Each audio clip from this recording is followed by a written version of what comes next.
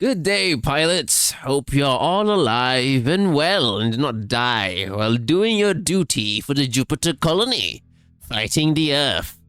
Welcome to this week's briefing. Today, we'll be looking into a particularly nasty one. First, we have the spider. And then, we have a bigger spider.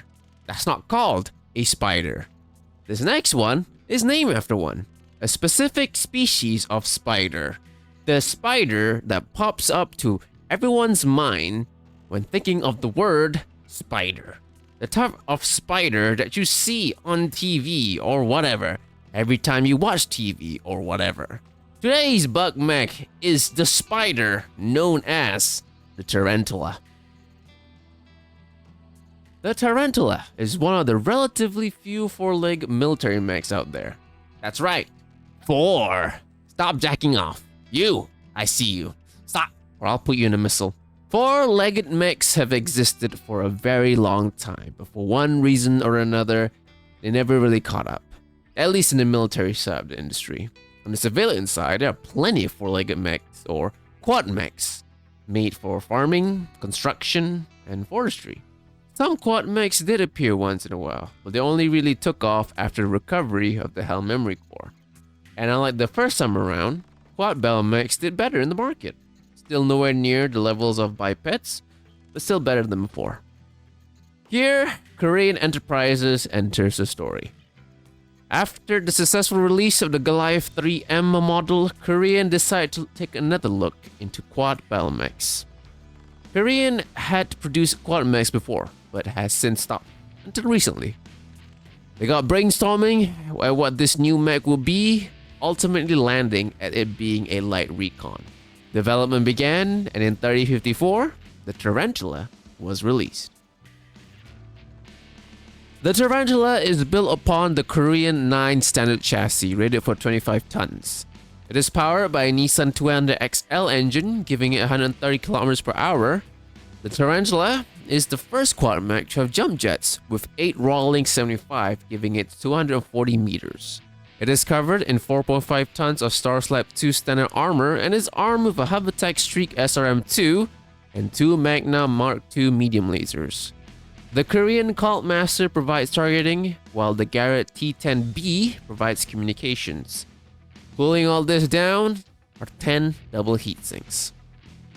Apparently, quad mechs are a rough ride, so Korean designed the cockpit to be bigger than usual and made a special seat that absorbs all the rough bumps. Quad mechs usually can't twist their torsos, but this one can. But given how small and sleek the legs are, the actuators had to be left exposed. Probably to help keep the weight down, and also to keep the mech fast. The Tarantula has different series of models, but they all are single models, so we'll just lump them all into one. Coming in 4 years after debut, the ZPH-2A is a simple weapon swap, the medium switch to ER models. 3 years later, the ZPH-3A came in, a jump jet missing, but with an extra 2 tons of armor. The weapons it carried were 2 medium pulses. Believe it or not, someone actually achieved celebrity status with this thing. Lieutenant Junior Grade... oh god.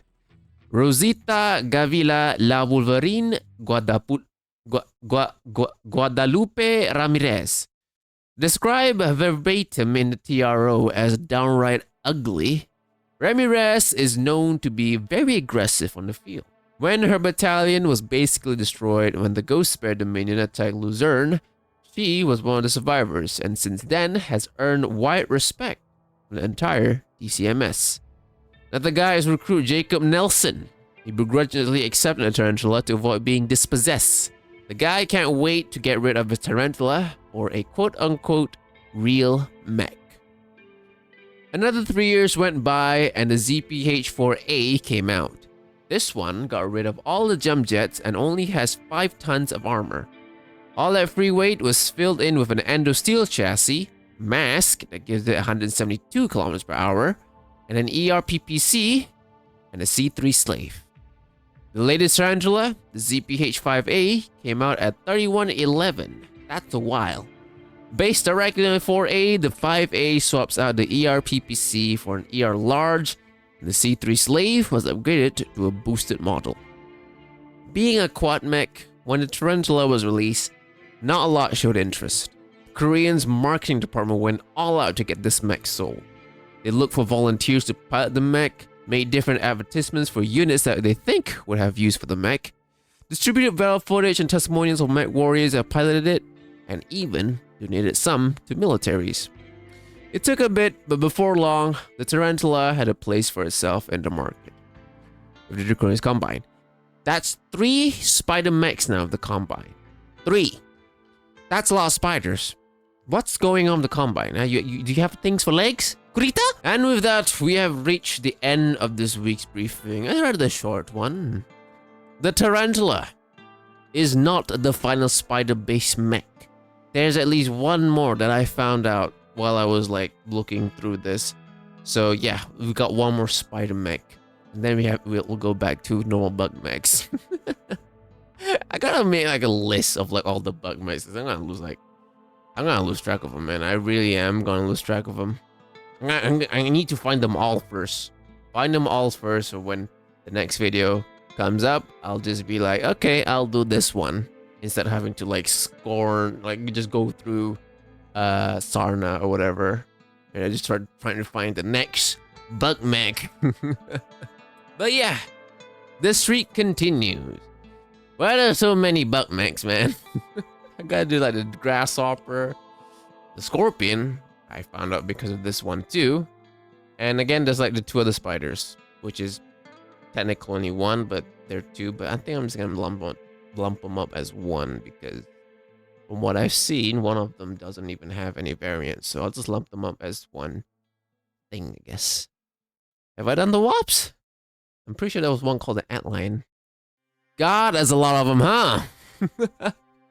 Well, this is gonna be a long streak, a long sub-series, I guess, in the Battletech. What do you call that overview? Some of you are probably sick of this already. Well, I've started the streak. I said it was gonna be a streak, and it will be a streak. Unfortunately, you're gonna have to sit this one through, man. I'm sorry. But yes, thanks for joining, pilots. If there are random patriotic Jupiter civilians in here watching, please do consider joining the fleet.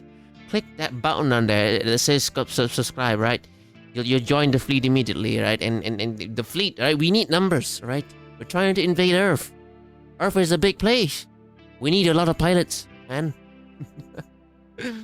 Anyway, other than weekly briefings, everybody, I do streams, yes, here and on Twitch. You can choose which one ever. Twitch boys have extra stuff. You can annoy me. Yes. And other than that, I also have a cemetery. Yes, my own personal cemetery. It's called my Discord server. It's there. I'm there. Yeah. Again, pilots, thanks for joining, and until the next briefing, take care. Keep fighting for the Jupiter colony, and do not die.